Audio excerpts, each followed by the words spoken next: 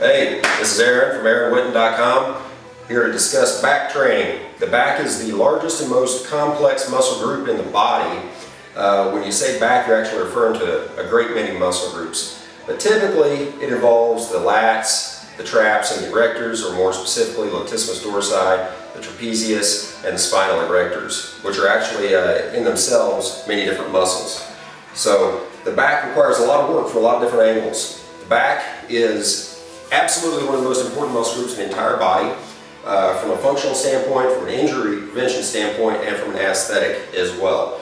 It's also one of the least appreciated, and I make mention of this in my article that's also available for free download. The back is absolutely critical to your development. I would place it a very close second to leg development in terms of overall importance. The function of the back is primarily to draw the arms back and down. Most motions involve some variation of that, especially for the lats. The spinal erectors are a little different story, and they are typically trained as part of your lower body day because they are so strongly involved there. This video is going to concentrate on the lats and the traps for the most part.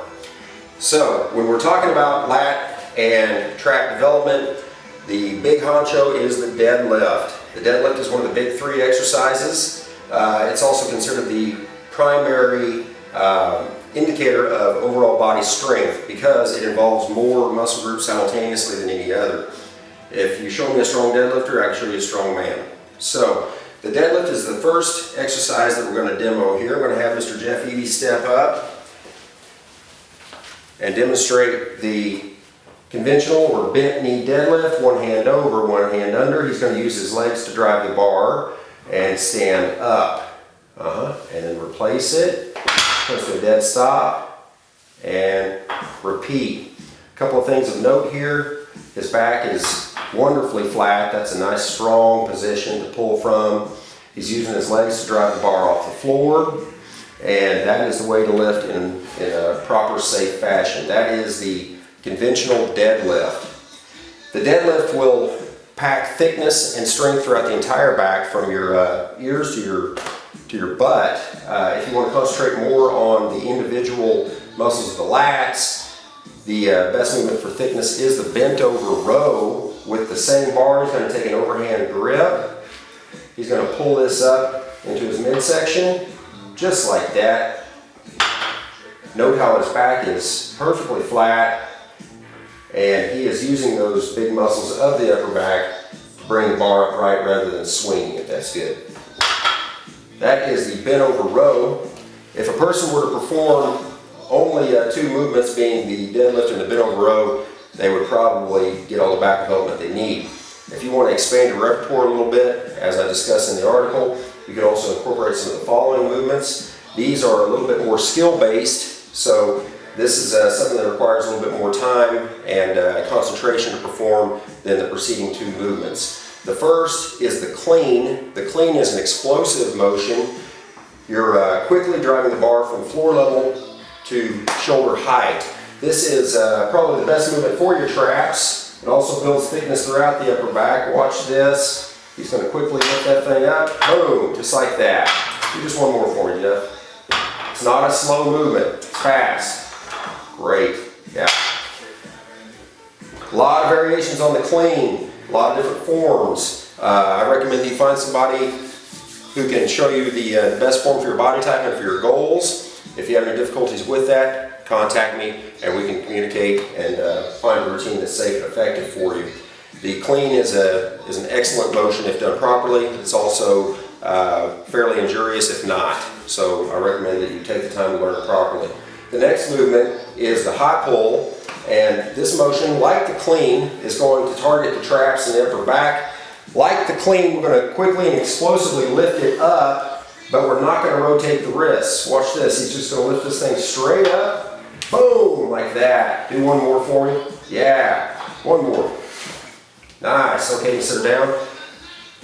The high pull is a little bit easier to master than the clean. I tell folks to visualize lifting a heavy box onto a high shelf, and that will typically do the job. So you want to heave that weight up. You can come up onto the toes as he did there, and really utilize the full power of the body. That is the high pull. And next we're going to look at the wonderful chin up. Okay, step into the rack there for me, Jeff. A lot of different ways to do chin ups, and they're all good. Probably the single best for lat development is the wide overhand grip like he's got here. Show us a few reps. Yeah. There we are. One more. Okay, rest. Chin-ups are a fantastic movement. Once you can do more than about 10, maybe 15 reps, it's time to start adding some weight. You need to place a considerable amount around your waist if you want to really widen and thicken those lats. Now, a word on biceps. There's a separate video and article on biceps, but as you'll see there, the best way to pack size on your arms is actually heavy back movements in terms of bicep involvement. And more specifically, underhand pull-ups or chin-ups as they're commonly referred to.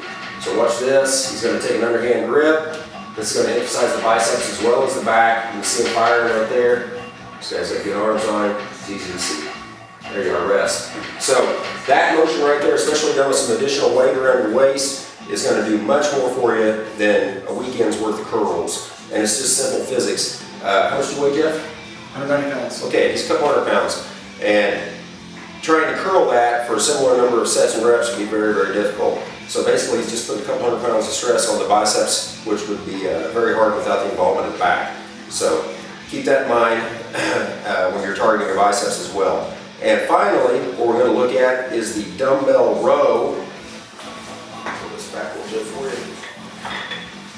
The dumbbell row is a good addition, but should not replace the other movements. That is, this is something that you can add to finish your back work, but it should not be a primary exercise, simply because you can't handle the same kind of weight in the same range of motion that you can with these others. So the dumbbell row is pretty simple. Imagine you're starting a lawnmower. He's going to bend over, grab that thing, stabilize himself with the other hand, pull it straight up. The mistake I see a lot of guys making is swinging the back, using momentum to raise the weight. That's not what you see here. This guy is perfectly level. It's like a dining room table. Yeah, that's perfect. Okay, sit her down. Obviously do the same number of reps on each arm. You can go quite heavy on that as you get stronger, but make no mistake, you should emphasize some of the other big barbell movements and the chin-ups more so than the dumbbell row, unless you have a special condition that warrants it. For some folks with certain lower back conditions, the dumbbell row may be more comfortable. So that concludes the back training video. Thank you very much.